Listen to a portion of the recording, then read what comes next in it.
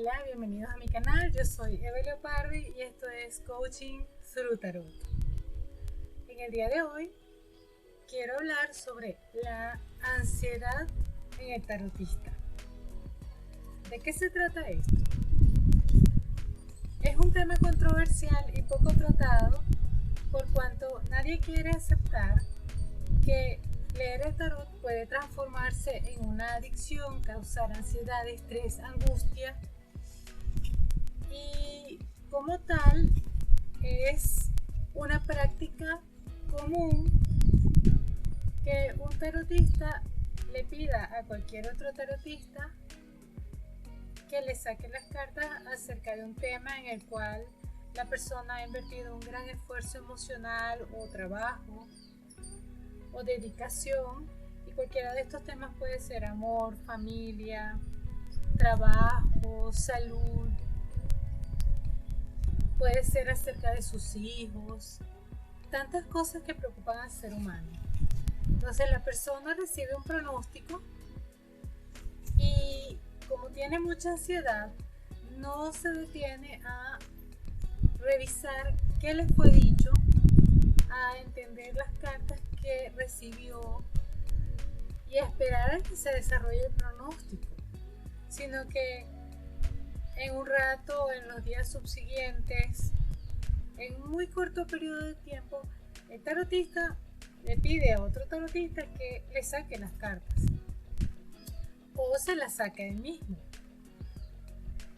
Puede suceder que el pronóstico no sea lo que el tarotista espera, o puede ser que las cartas se repitan a sí mismas como suele suceder. Entonces la persona entra en una espiral de leer el tarot y leer el tarot y leer el tarot indefinidamente y llegar a un estado de confusión y angustia que no puede ser solventado con nada realmente. Como es un tema que no se trata dentro de la comunidad, uno lo ve frecuentemente. Y básicamente la ansiedad por el tarot solamente tiene un remedio y es recibir el pronóstico, tener fe y esperar a que se den las cosas. Es como cuando uno va, por ejemplo, al nutricionista. El nutricionista le pone a uno una dieta, le manda a uno un régimen de ejercicios y le da un tiempo para chequear el resultado. Si la persona hace las indicaciones que le dio el nutricionista, va a encontrar resultados, y si no lo hace, simplemente no va a pasar nada. Al momento de la consulta, cuando vuelva a verse con el nutricionista le va a decir: muy bien, hiciste todo lo que te dije, perdiste peso o ganaste peso. Y si no hizo nada, le va a decir: ¿y qué pasó? Lo mismo es con las cartas.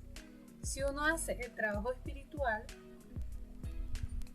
y se esfuerza en comprender su situación, ciertamente va a encontrar resultados, generalmente los resultados deseados. Por otro lado, la ansiedad en el tarotista tiene un efecto muy negativo, y es que se nos olvida que el futuro no está escrito en piedra. El futuro depende de nosotros, de nuestras decisiones, de las personas alrededor y de las circunstancias, y son elementos variables. Entonces, uno de los efectos contraproducentes de esta práctica es: si el tarotista no tiene fe en el mensaje que recibe, ¿cómo puede transmitir un mensaje creíble a una persona que no tiene nada que ver con esto y pretender que la persona acepte ese mensaje de una manera positiva y constructiva? Cuando el tarotista empieza a consultar compulsivamente el oráculo, pierde parte de su esencia original, porque pierde la fe. ¿Cuál es el remedio? Reflexionar en lo que se nos dice, tener paciencia y esperar, dejar la ilusión del control y aceptar aceptar lo que suceda. Porque al final nosotros no podemos controlar el futuro, solamente podemos reaccionar, accionar o no hacer nada. El tarot es una herramienta de orientación, no es un telescopio que nos va a decir allá está la isla.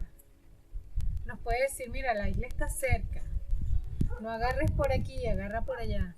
Pero lo que nos diga es algo que también depende de nuestro entorno y de nosotros mismos. Si te gustó, dale like, suscríbete y nos vemos en una próxima oportunidad.